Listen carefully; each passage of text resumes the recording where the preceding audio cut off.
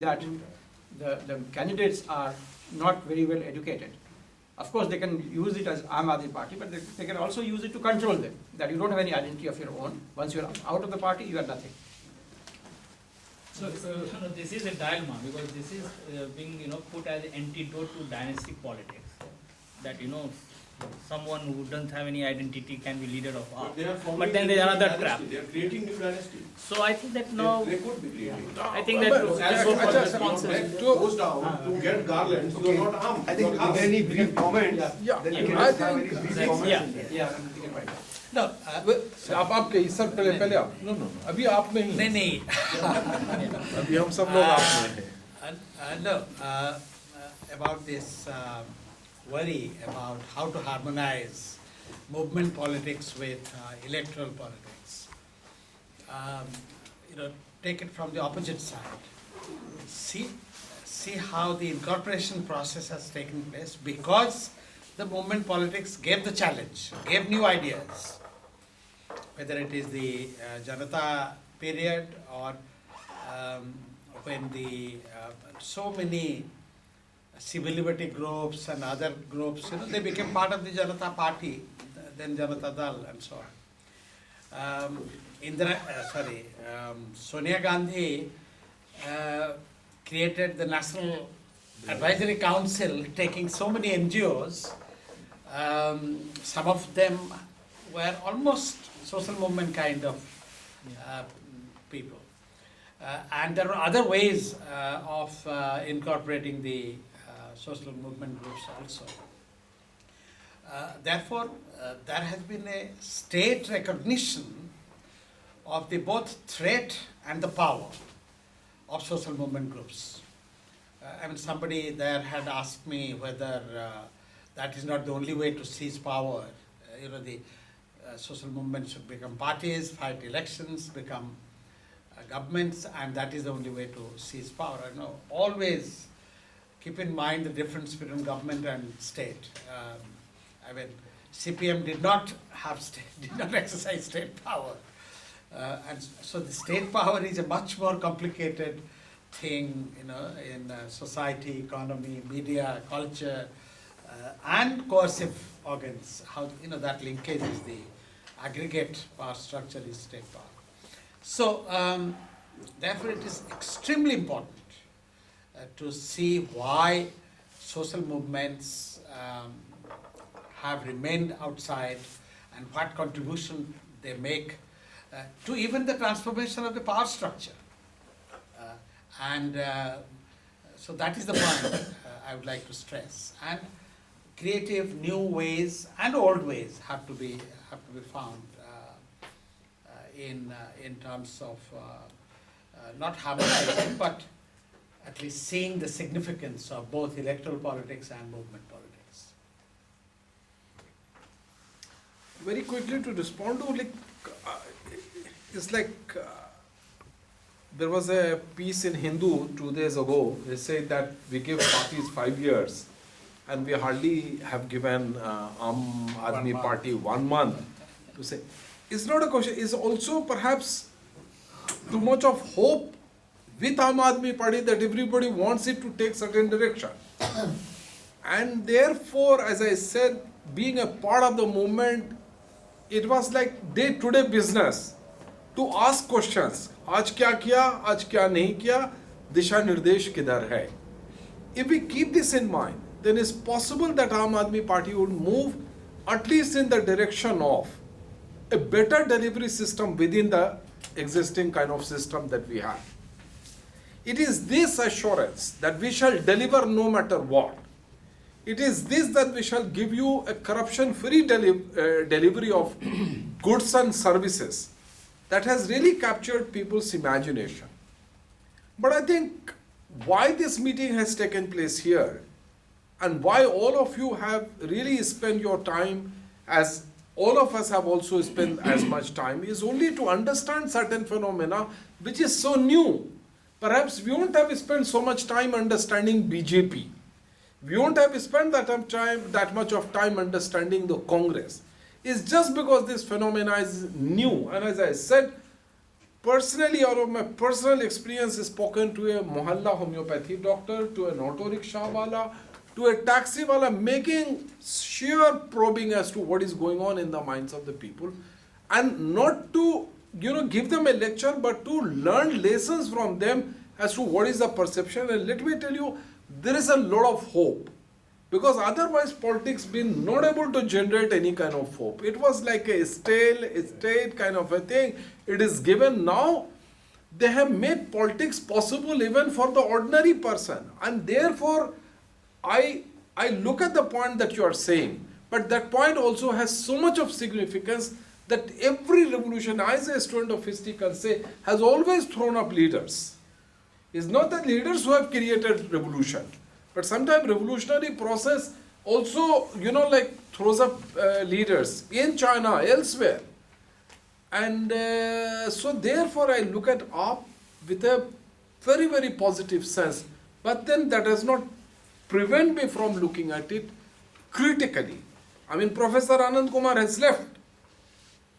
Kumar Vishwas, the kind of thing that is said, may have said it in zest, may have said it at another point of time, but certainly is reflective of the kind of mindset that a person may have. So you cannot divide the person that I was a poet then, I am a politician now. This is the same poet who has become a politician. Then it is possible, I am not saying being a Gandhian myself, everybody has an opportunity to reform oneself. And therefore, even Kumar Vishwas kind of people will have an opportunity to reform themselves, cleanse their anti-women thoughts, anti-regional thoughts, and likewise. So, what I'm saying is that, everybody is traveling in a train. Direction, and then who are the people who board your train is important. Much more than who boards your train is the direction, and that's the leadership. That is where I said, and I don't want to quote anybody because somebody said it in supreme confidence, and I shall never betray that confidence of person X, Y, or Z. Said that it is because of the entry of certain people that Aam Aadmi Party shifted its target from the Congress to BJP. And there is a period in history in which you realize that X, Y, Z till this point, and the same X, Y, Z beyond that point. I'm sure if not channels, at least print media is available for records to be verified. And then just look at who were the people at whom Aam Aadmi Party was training its gun, and who are the people Aam Aadmi Party is training its gun now. So therefore, as a student of history, I would like to look at this movement in phases and then say that it is an evolving process. Nobody should pass a final judgment, but in the course of this evolution, we all as concerned citizens would like to sound a note of caution that it remains on course. जब एक पेड़ गिरता है तो Yes, बहुत Sumita. धमाका होता है. It was said very seriously. It was not even said in jest. Sumita, That is what the Congress is. जब एक पेड़ गिरता है तो बहुत बड़ा धमाका होता है. भाई 1984 में इसी यूनिवर्सिटी में था मैं इसी यूनिवर्सिटी में था. आप उस वक्त का आप अखबार भी पढ़ लीजिएगा. उस वक्त का मिडिल क्लास का साइलेंस भी आप जानिएगा. इसी दिल्ली शहर के मिडिल क्लास का साइलेंस वो बहुत भयानक था. लेकिन मैं कांग्रेस की बात आप कर रहा हूँ. बताइए, मैं कांग्रेस तो है ही है उसमें. No, the basic thing which I wanted to say is that we should go back to the genesis of the Aam Aadmi Party. Why was it formed in the first place? They had no idea of forming it. But it was the kind of arrogance which the Congress leaders, ministers, they displayed. That, who are you? We have been elected by the people. You have not been elected by the people. So whatever you say has no meaning, no value. It was then as both They decided Prashant and Bhushan showed it. and Arvind Kejriwal said that we will fight the elections and we will go to the people and teach them a lesson. Now, having fought the elections and come to getting so many seats, now they are in process of evolving. What happens next, we have to wait and watch. But we should encourage that process, there is no doubt about it. And about the Congress, there is no question of being soft toward the Congress. That is not the... No way. There is no question of being soft towards the Congress after these 20 years, what they have done. There is no question of that. But one should also look at the whole thing in perspective. I mean, tomorrow, if such and such person wins, would democracy be safeguarded in India? Would it be safe in the hands of those people? Now that is where probably Aam Aadmi Party provides some kind of silver lining. And to the extent that it does provide silver lining, we must strengthen that process. About the question of affirmative action and comprador, you see, what I had suggested was, I don't consider the party to be comprador. But there are elements within that, and when I use the term comprador, I am using it deliberately. With no question of going back to autarky, no. In fact, one eminent world renowned economist told me once that this term globalization, this has been borrowed from the World Bank. It means domination of global monopoly capital. Instead of that, if you had used internationalization, it would have been different. Or imperialism. Pardon? Or imperialism. Not imperialism. I'm saying internationalization instead of globalization. But affirmative action also, as okay, you can supplement that, Professor Mahanti. Affirmative action has definitely strengthened and widened or deepened democracy. That is, of course, well, your point is well taken. What you have said is very correct, that the lowest of the low, they are also victims of this affirmative action at some places. There's no doubt about it. That weakens the social movement. That is true. That is true. But overall, if you take again a holistic view, I think you cannot but understand its positive impact. I mean, the whole scenario has changed after that. The upper castes are not able to dominate as they. Now there is a consolidation of upper castes behind the BJP.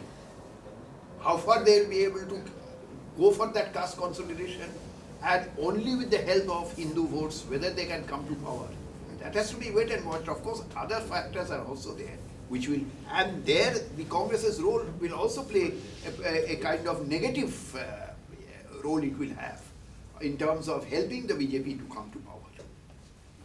But overall, I think post assembly elections, the scenario remains as complex as ever, but there is a positive, some kind of positive development, and this may have its impact in the Lok Sabha elections, although time is very short. I don't think within what Anand Kumar ji also said, that they are looking at 2015 and 2016. 2014 elections, the die is cast. What will happen, we have to wait and watch. But you see, if you allow me to make a prognosis, there is every possibility of Narendra Modi coming to power. If that does not happen for other reasons, number of seats and all that, BJP will be able to get more allies.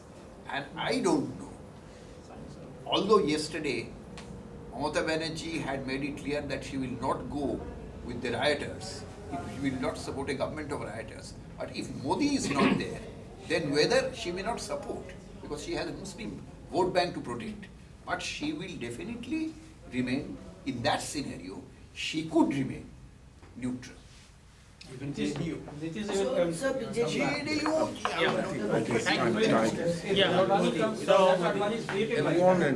Yeah, so now I will no, not request, advantage. with this note, now I think we are going to end a very engaging evening today we had. I think it's the beginning of our dialogue. I think the people's agenda has already been set now. So we can continue with this agenda in our future dialogue. I will request now Maninder to come and say a few concluding. Thank you very much for being with us. I think we have just started this dialogue and it has to go on. I think it's a moment of transition. As Professor Mohanty always says, it's a phase of democratic transition, a popular democratic transition of the society. And at this moment, the intellectuals need to come together from all disciplines and all areas, and we need to reflect upon the conditions that we have. And we will try to document this as we are making documents. Now there are other technologies, we will use those things to reach these things to larger number of people, and we will have more occasions to have this kind of debate. Thank you very much for everybody.